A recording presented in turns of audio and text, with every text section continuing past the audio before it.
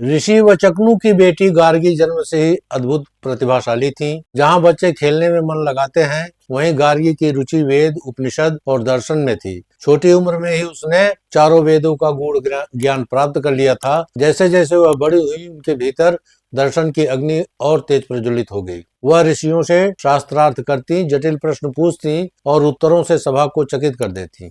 इसी कारण वेदों ने उसे नाम दिया ब्रह्मवादिनी गार्गी। एक बार मिथिला राजा जनक का भव्य दरबार लगा था और सैकड़ों ऋषि, मुनि और विद्वान एकत्र हुए थे। इस सभा में उपस्थित थे असाधारण तेजस्वी ऋषि याज्ञवल्क्य। सब उनसे गहरे दार्शनिक प्रश्न पूछ रहे थे और याज्ञवल्क्य निर्विघ्न, स्पष्ट और अद्भुत उत्तर दे रहे थे। तभी सभा में प्रवेश करती हैं गार्गी वाचकनी। शांति छा जाती है। सब जानते थे गार्गी प्रश्न पूछती नहीं, प्रहार करती हैं। गार्गी ने कहा, ऋषि याज्ञवल्क्य, मैं आपसे 2 प्रश्न पूछूंगी। यदि आप उनका सही उत्तर दे सके तो आज इस सभा के विजेता आप होंगे।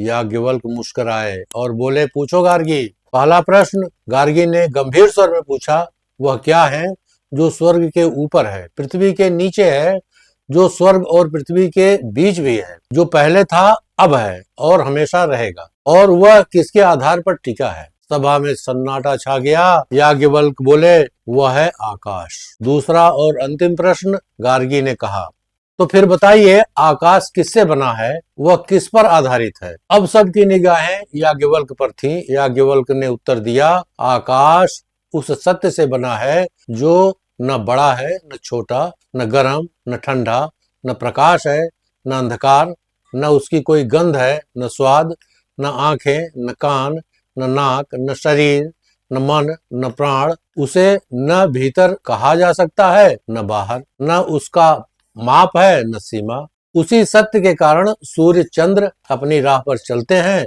दिन रात बदलते हैं, ऋतुएं आती जाती हैं, नदियां बहती हैं और जगत की प्रत्येक गत चलती है। जिसने इस सत्य को जान लिया, वह ब्रह्म को जान लेता है। देखा नहीं जा सकता पर देखने वाला वही है, सुना नहीं जा सकता पर सुनने वाला वही है। आकाश उसी सत्य पर आधारित है। याज्ञवल्क्य के वचनों के बाद सभा मौन हो गई। फिर धीरे धीरे सबके चेहरे पर श्रद्धा उतर आई। गार्गी उठी, अभिमान रहित, शांत, विनम्र। उसने झुककर कहा, ऋषि याज्ञवल्क्य, आप ही आज के विजेता हैं। और पूरी सभा ने उनका सम्मान किया। सच्चा ज्ञान विनम्रता है। जय सिया राम।